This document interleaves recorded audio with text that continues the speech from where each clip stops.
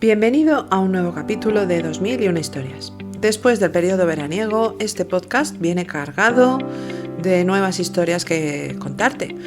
Gracias por seguir escuchándolo durante este verano a todos aquellos que así lo habéis hecho. Recuerda suscribirte para que te sigan llegando los capítulos más recientes de nuestra larga lista de capítulos y no olvides compartirlo con tus conocidos y amigos para que juntos vayamos haciendo crecer este pequeño rincón podcastero. Vamos a comenzar este nuevo curso con unos protagonistas secundarios de muchos de nuestros capítulos sobre grandes héroes y gestas históricas. Ya sabéis, y si no, os confieso mi debilidad por los perros, que trajo un capítulo entero dedicado a ellos, su relación y evolución a lo largo de la historia con distintas civilizaciones hasta nuestros días. Pues bien, hoy le dedicamos también un merecido capítulo a otros animales muy especiales para muchos, llenos de fuerza y bravura, además de mucha belleza y carácter. Los caballos más famosos de la historia. Repasaremos juntos los nombres de los corceles más famosos de algunos personajes históricos para todos conocidos, además de hablar de su origen, también mítico, en la antigua Grecia. Mucho se ha escrito y hablado durante siglos de este magnífico animal que tanto ha influido y cambiado la vida de millones de humanos, y por ello hoy también voy a traerte un periodo histórico decisivo para la humanidad tal y como la conocemos, y que vino precisamente de la mano de nuestros protagonistas de hoy. Cabalguemos pues a lomos del mejor caballo que imagines, libres y con ganas de recorrer al trote la historia. Y como todos los relatos históricos, comencemos por el principio, el origen de este animal que ha llenado nuestra vida y nuestra imaginación de sus mejores hazañas y cualidades. Y es que desde muy antiguo se ha mitificado a los equinos, de tal forma que uno de los primeros caballos famosos fue Pegaso, símbolo de la fuerza y velocidad de los dioses del Olimpo griego. Y es que este mítico personaje de la mitología helena, nacido en mitad del caos de una batalla entre el bien y el mal, fue el fiel ayudante de un héroe y posteriormente símbolo de la eternidad y la luminosidad del infinito. Pegaso nació de la sangre que se derramó cuando el mítico Perseo cortó la cabeza de Medusa con ayuda de los dioses Atenea y Hermes, que le dieron un escudo y una hoz para enfrentarla. Pegaso, que nacía en ese momento junto a su hermano humano, un gigante llamado Criasor, era un bello caballo alado, blanco e inmortal, símbolo de lo sobrenatural y lo divino. Posteriormente fue domado por el héroe Belerofonte, que deseaba acabar con Quimera, un monstruo híbrido con cuerpo de león, cabeza de cabra y cola con forma de serpiente o dragón. Este representaba el caos, escupiendo fuego y devastaba ciudades enteras. Pero antes, el héroe griego debía domar al mítico Pegaso, y para ello el sabio Polieido le aconsejó dormir en el templo de Atenea, donde la diosa le entregó una brida de oro que le ayudaría en esta misión. Gracias a ella, Belerofonte consiguió domar a Pegaso junto a una fuente sagrada mientras el caballo bebía agua. Posteriormente llegó el momento de enfrentarse al monstruo híbrido del que antes te hablaba, y para derrotarlo desde el aire, Pegaso permitió a Belerofonte disparar flechas y luego clavar una lanza con plomo en su garganta, impidiéndole lanzar más llamas y acabando así con su enemigo, el cual ningún héroe a pie había podido vencer hasta entonces. Según las fuentes clásicas de Homero y Píndaro, entre otros, el héroe Belerofonte vivió varias aventuras exitosas montando al caballo alado, lo que le hizo convertirse en un héroe glorioso y engrandecer tanto su soberbia que intentó ascender directamente al Olimpo cabalgando a Pegaso. Zeus, irritado por tanta arrogancia, envió un tábano que picó a Pegaso. El caballo se encabritó y Belerofonte cayó a la tierra, quedando ciego y lisiado. Pegaso, en cambio, siguió volando libre y llegó al Olimpo, donde Zeus lo acogió como caballo divino y se convirtió en el portador de sus rayos y truenos lanzados contra los hombres si se desviaban de su camino. Finalmente fue transformado en la constelación de Pegaso, donde aún lo vemos en el cielo nocturno.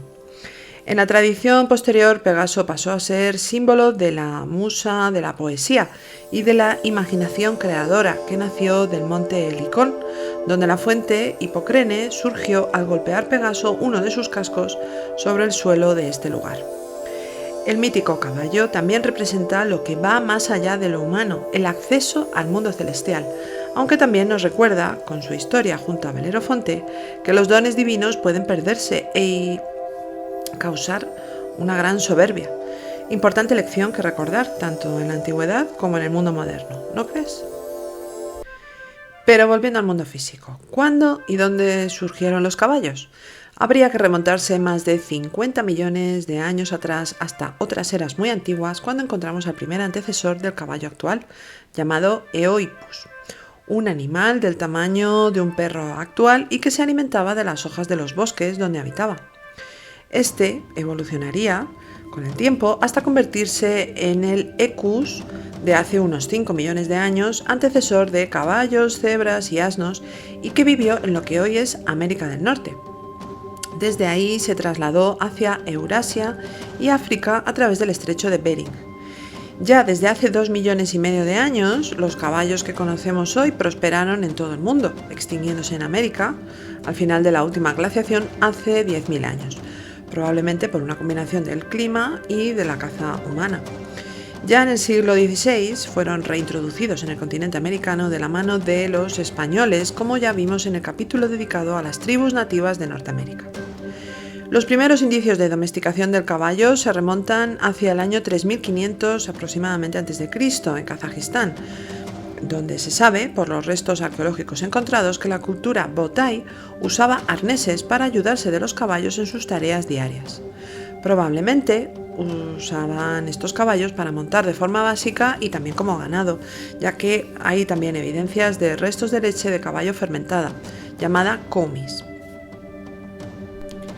Posteriormente, la cultura yamnaya, precursora de la población europea actual, en torno al año 3000 a.C., fueron los primeros en perfeccionar la monta de los equinos y su uso para las guerras contra pueblos enemigos. Originarios de las áreas que hoy corresponden a Ucrania, Rusia y Kazajistán, entre el mar Caspio y el mar Negro, los yamnaya eran una cultura de pastores nómadas que criaban ovejas, cabras y sobre todo vacas. Con el tiempo y en busca de mejores tierras para hacer prosperar sus rebaños, no dudaron en aprovechar la fuerza de los caballos, que ya tenían completamente domesticados, y se cree que inventaron o perfeccionaron los carros ligeros con ruedas de madera maciza. No pensemos que los yamnaya eran una sociedad básica, todo lo contrario, estaban sumamente jerarquizados y desarrollados socialmente, además de tecnológicamente, como hemos visto, de tal forma que fueron desarrollándose hace unos 5.000 años hacia el oeste europeo, desde lo que hoy es Ucrania, y hacia el sur, hacia Anatolia, lo que hoy es Turquía, y fueron desplazando progresivamente, poco a poco, e integrándose dentro de las poblaciones originarias neolíticas que poblaban inicialmente el suelo europeo. Se distinguían claramente de estos, además de por su aspecto más grande y robusto, al no ser simplemente agricultores como los primeros pobladores de lo que hoy conocemos como Europa, sino guerreros y pastores móviles, lo que les daba una ventaja evolutiva considerable. Estudios de ADN antiguo del año 2015 y posteriores muestran que mucho más del 50% del genoma de la población europea actual procede directamente de los yamnaya, llegando su aporte genético hasta más del 75% en el caso de los habitantes del norte de Europa. Pero hasta en Grecia, Italia y España dejaron una huella sumamente importante al mezclarse con los pueblos agrícolas allí existentes. Además, su ADN se encuentra en muchos pueblos de Asia Central y del Sur, unos fenómenos. El éxito de los yamnaya para imponerse se debe a ventajas evolutivas muy importantes, más allá de su aspecto, además de la movilidad militar y estratégica que consiguieron gracias a los caballos, como por ejemplo la resistencia a enfermedades. Sus genes estaban mucho mejor preparados para una respuesta inmune mejorada contra los patógenos como bacterias, virus y parásitos en comparación con los agricultores neolíticos.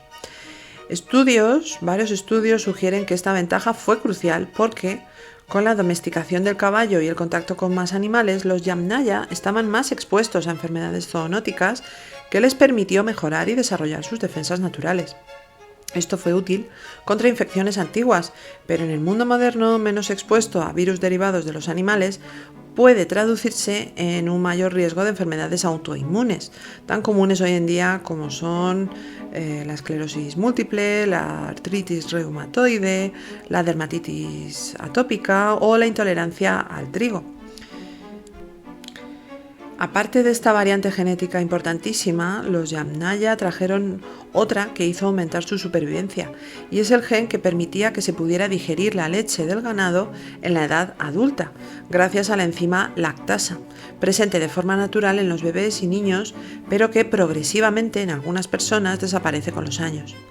Para los Yamnaya y sus sucesores, beber leche no solo durante la infancia significaba nutrición extra en los adultos en hambrunas y ventaja reproductiva.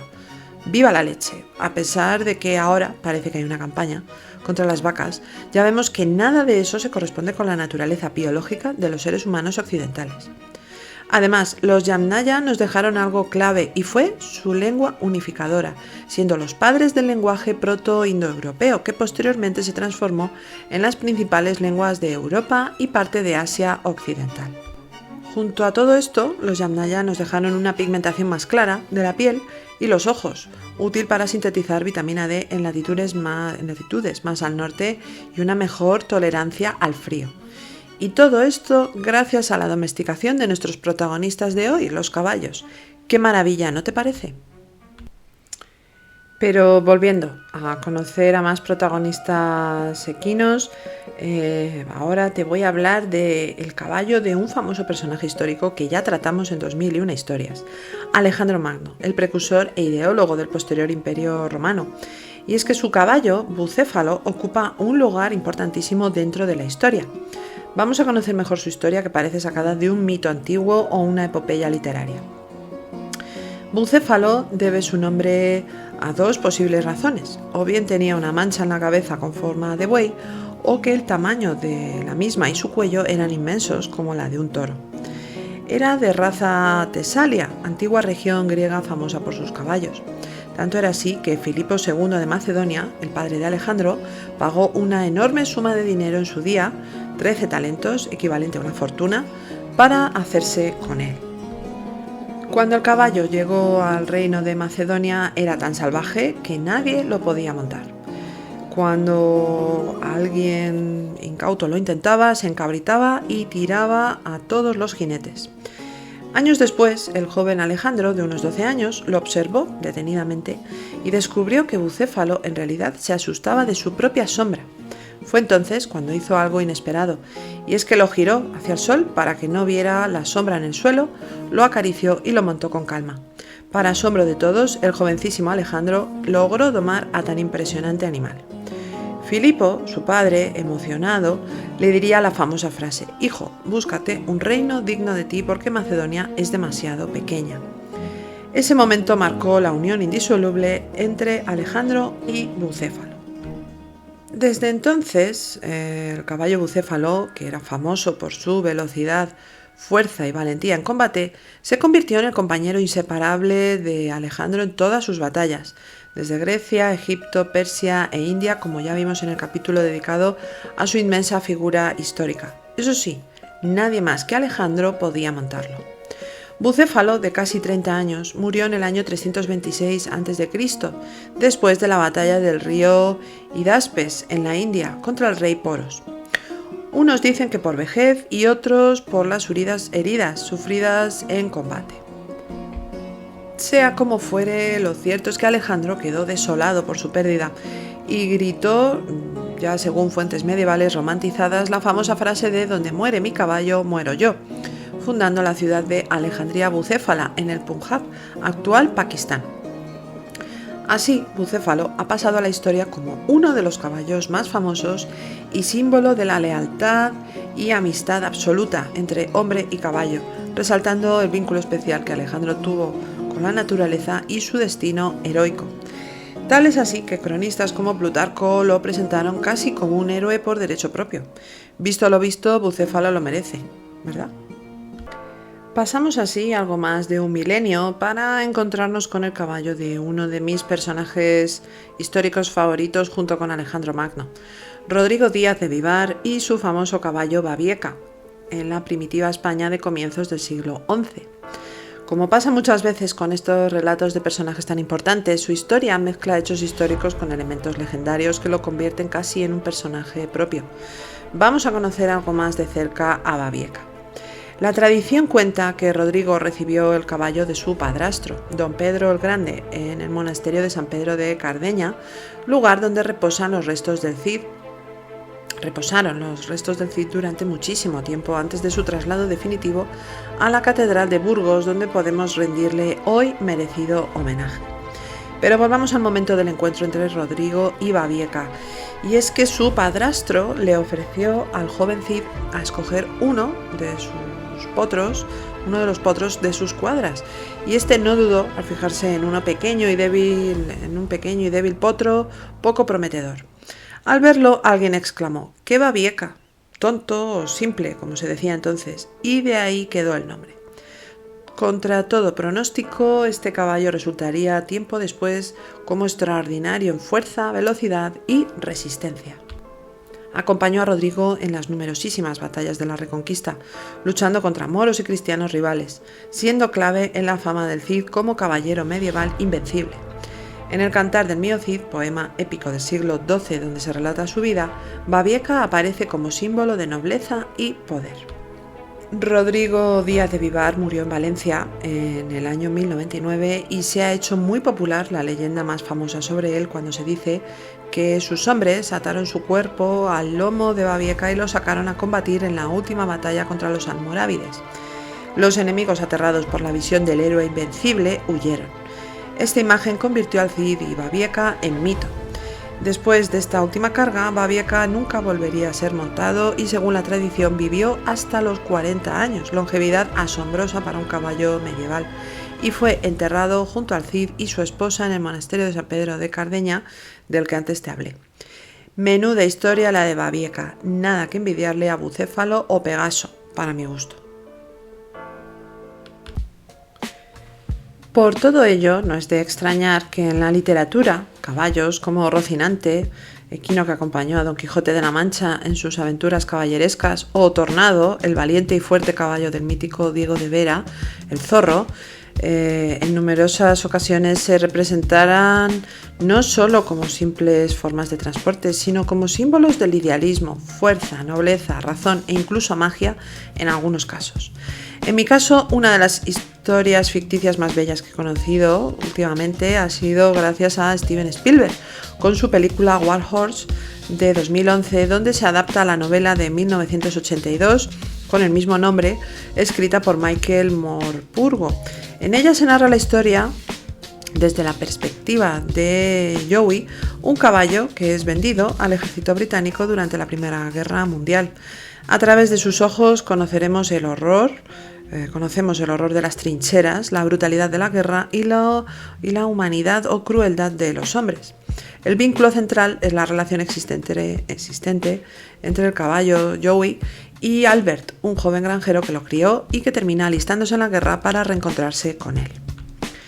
De esta forma tan épica termina el capítulo de hoy, que espero te haya inspirado tanto como para decirme si te ha gustado, comentarlo y compartirlo, para seguir ampliando el alcance de 2001 historias. Gracias por escuchar este pequeño espacio y nos oímos en el siguiente capítulo.